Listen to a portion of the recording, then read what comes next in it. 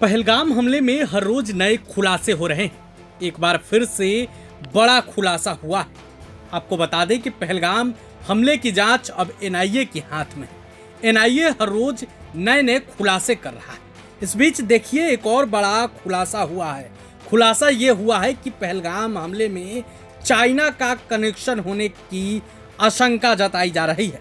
पहलगाम आतंकी हमले की जांच के दौरान अहम खुलासा हुआ है। हमले के वक्त वायसराय इलाके में प्रतिबंधित चीनी कंपनी हुआवे के सैटेलाइट फोन का इस्तेमाल हुआ था।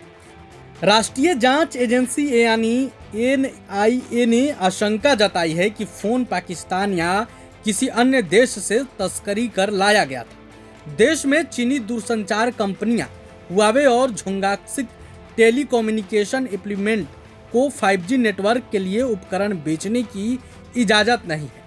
हालांकि इन पर कोई स्पष्ट प्रतिबंध नहीं है, लेकिन भारतीय दूरसंचार कंपनियों ने हुआवे व ZTE को 5G रोल आउट से बाहर कर दिया है। ऐसा इसलिए है क्योंकि ये कंपनियां केंद्र सरकार की ओर से तय किए गए विश्वसनीय स्रोत की शर्त को पूरा नहीं करती।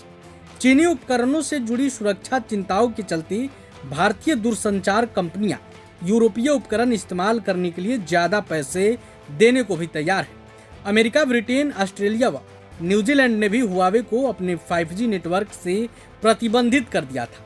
ये चारों देश कनाडा के साथ 5 आइज इंटेलिजेंस शेयरिंग गठबंधन के सदस्य हैं। एनआईए फॉरेंसिक विशेषज्ञों और तकनीकी खुफिया जानकारों की मदद से हमले के विभिन्न पहलुओं की जांच कर रही है। सैटेलाइट फोन को ट्रैक करना भी इसमें शामिल है। इसके लिए पश्चिमी देशों की एजेंसियों की भी मदद ली जा रही है। पहलगाम आतंकी हमले को लेकर खुफिया एजेंसियों की जो इनपुट मिले थे, उसके अनुसार आतंकियों के निशाने पर वंदे भारत ट्रेन थी। देश की सर्वाधिक गति वाली ट्रेनों में से एक वंदे भारत के कश्मीर तक पहुंचने से वे बौखलाए हुए थे। वे इस ट्रेन के उद्घाटन के अवसर पर ही हमला करना चाहते थे।